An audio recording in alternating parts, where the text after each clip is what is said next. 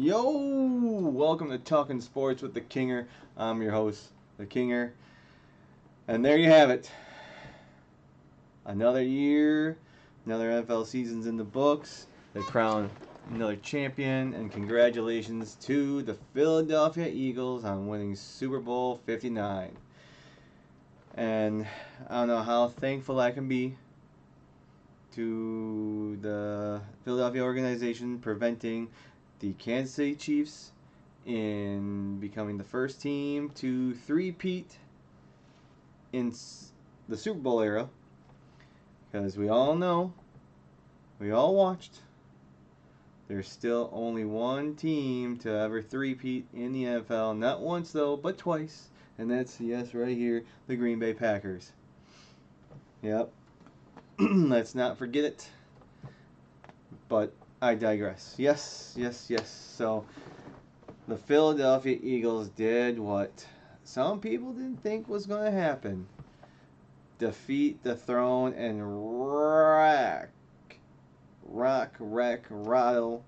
rattle the Kansas City Chiefs. And I mean, I'm just happy that it was a blowout. You know, sure, the final score, it was closer than it really was. You know, some late, garbage time touchdowns to make it look like the Chiefs were in there, but if you watch the game, it really wasn't. You know, it was 34-0 at one point. And people were then like, remember, 28-3. Remember, there was a team down 28-3 at one point. 34-0. I mean, that's just five. Your defense makes a few stops. A minimum of 5 possessions. Even if you got 4 touchdowns and 2-point conversions on all of them, that's only 32 points. And you kick a field goal, well then 35-34. There you go. But I also digress with that. But no. Yeah. I mean, I think this is what I can't speak for everybody. There's people that were on team. Obviously you have the Kansas City and Philadelphia fan bases. Okay, obviously you know who they're rooting for, but then you have the rest of us who either, it's not like we're jumping bandwagons and so forth. I mean, we're all fans of our own teams. We want neither of them to win. We want our team to win it all. And when your team's not in it, well, I'm not really necessarily rooting for another team. I would just prefer I prefer Kansas City to not win. I put it that way. If that means Philadelphia has to win, well, I guess I'll be bet Philadelphia to win. I'm not actively rooting. As you know, next time around, hey, I don't want to see the Eagles win. I really didn't want to see the Eagles win. But just seeing the Eagles win the way they did and playing, it's like, jeez. I mean, obviously, it's hard to three-peat in anything, especially in sports. And if you look at the difference between the 2 Super Bowls that these 2 teams played in, 2 years ago, the Eagles, they scored about the same amount of points. I think just a little more. But the Chiefs, on the other hand, they're not the offensive powerhouse that they used to be. They aren't, and they weren't. They only scored more than 30 points once all season, and that took till the AFC Championship game. They won all these close games, so on and so forth. But as a whole, this game was. If you're a Chiefs fan, you're just fuming and just flustered And I don't know. I can't speak for Chiefs fans, but it's like, well, we were this close of history, winning 3 in a row. Um, Another championship, but that doesn't take away anything that you won the last 2 Super Bowls. You're still on top of the AFC, and come and dethrone us.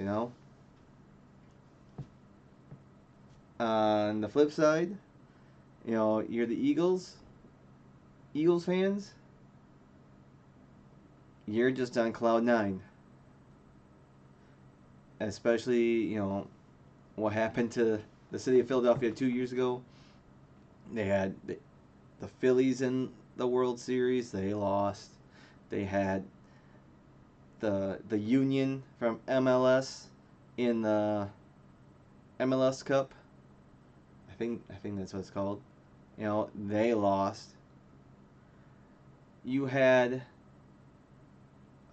no, I don't think the seven. I don't think. Well, I know the 76ers they lost in the playoffs. You had the Eagles in that same in a 12-month span. They made the playoffs. They lost. The Flyers. I don't think. The Flyers, they sucked. I mean, even the Philadelphia Stars from the USFL lost. So I mean, yeah, it's been tough for Philly. It's been tough for Philly fans the last few years. But now here you go. First Super Bowl win since being Tom Brady and the Patriots in Minnesota. Just gosh, 8 years ago now?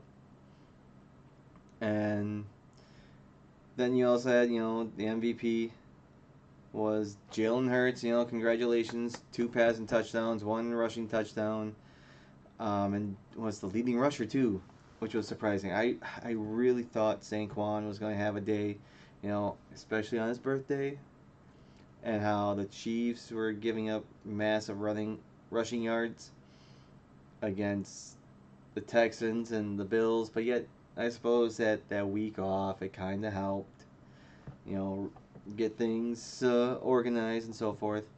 But it was mainly Hurts, Saquon, the Chiefs, Kansas City. They focus on stopping the run, which they did, and forced Jalen to beat you with his legs and his arms, and he did. Um, but like I said before, I'm sure Saquon, he's more happy with a win and that big payday, being Super Bowl champion, than having a lackluster performance in the Super Bowl on his birthday. But ironically, he wasn't the only Philadelphia Eagle who had his birthday today or on the Super Bowl. One old rookie, Cooper DeJean. DeJean. Oh, shadow. DeJean. Cooper DeJean. It was his birthday too, and what happened? He had besides becoming Super Bowl champion your rookie season, he had one of the best birthdays ever, first time ever. He had a pick 6, not only intercepting Patrick Mahomes, but returned it for a touchdown, becoming the first player in NFL history to score a touchdown on their birthday. So yeah, congratulations for him. And I know, there's plenty of Packer fans out there that's like, he was almost a Packer, just like T.J. Watt, almost a Packer. The Packers could draft Cooper DeJean this last, in 2024. Instead, they draft some other no name guy. And I'm like, well, if the Packers would have drafted Cooper DeJean, he wouldn't have gotten that touchdown on his birthday. But so yeah, there you go, Eagles. They did it. Last the NFL. The season's over. The season is over. I mean, technically, it won't end for another, I don't know, 3-4 weeks. Fiscal year starts in mid-March when free agency comes around, um, we got all the coaching hirings will be official, I believe, come tomorrow, because was it Kellen Moore? He was the got hired by the Saints. Will be hired by the Saints. That was the Eagles OC. So yeah, we'll see how that goes. Um, and then the next big thing in the NFL world would be the free agency, and of course the NFL draft, which will be where? That's right, in Green Bay, Wisconsin, come late April. I'm hoping to be there Thursday night. We'll see how rowdy it is that day. But before I get out of here, we also had the NFL honors. Quickly recap that. Josh Allen was named MVP, which surprised a bunch of people because everyone thought Lamar Jackson, who had better numbers this year than he did last year. Lamar Jackson was also, because he also was named All-Pro, and these are the same people who vote for All-Pro and MVP, that they decided to vote Lamar for All-Pro and Josh Allen for MVP. And this is like the first time since, really since Montana and Elway back in the 80s. When was it? Montana was named the All-Pro team and Elway won the MVP. But they also felt that Lamar, he wasn't the most valuable player because the Ravens picked up Derrick Henry and it was about split, and then so say what you want. Good for Josh Allen. And like, what is the MVP award? It goes to a quarterback 90% of the time.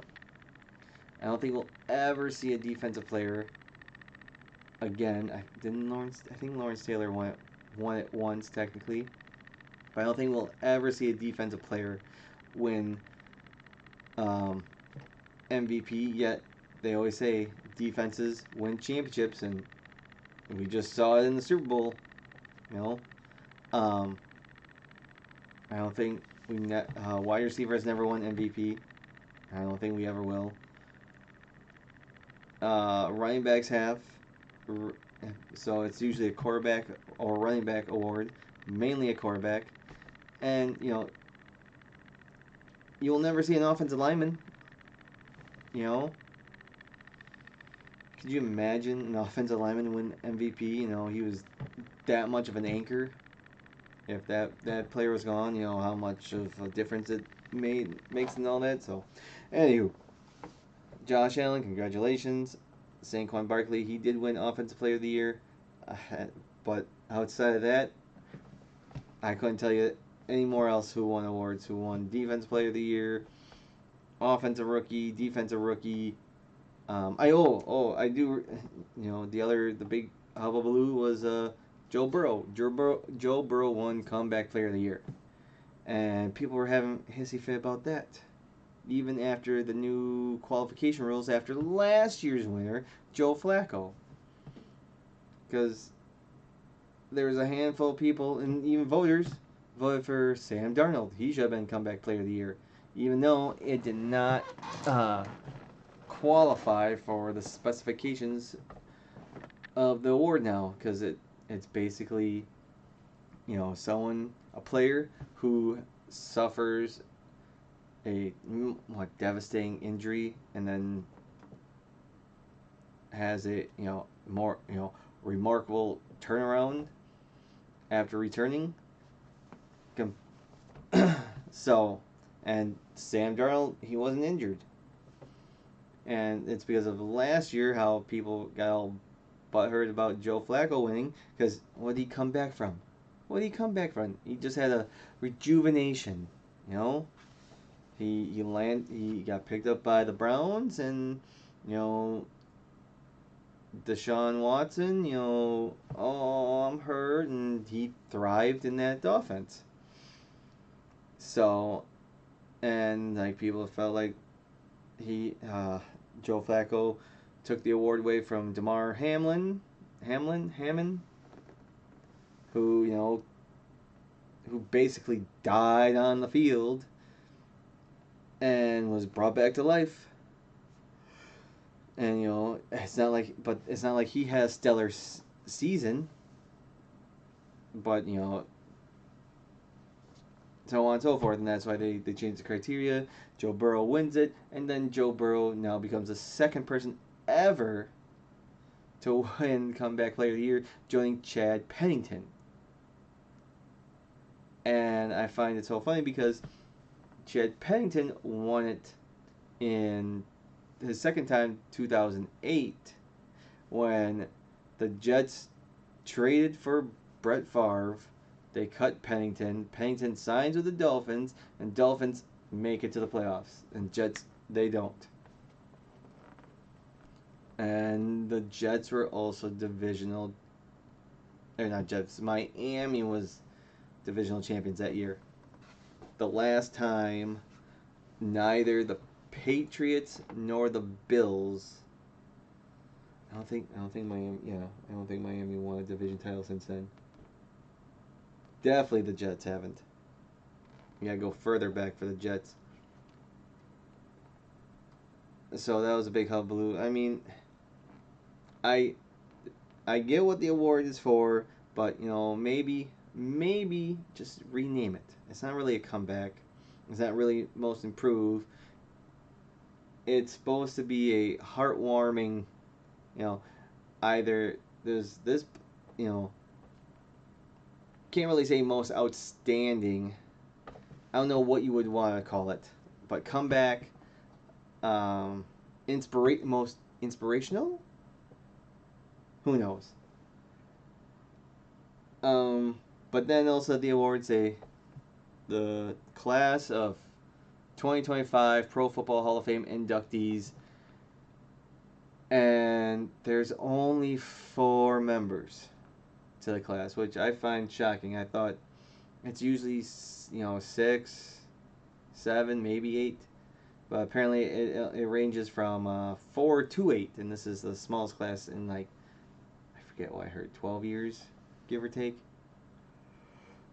And you had Jared Allen, Eric Allen,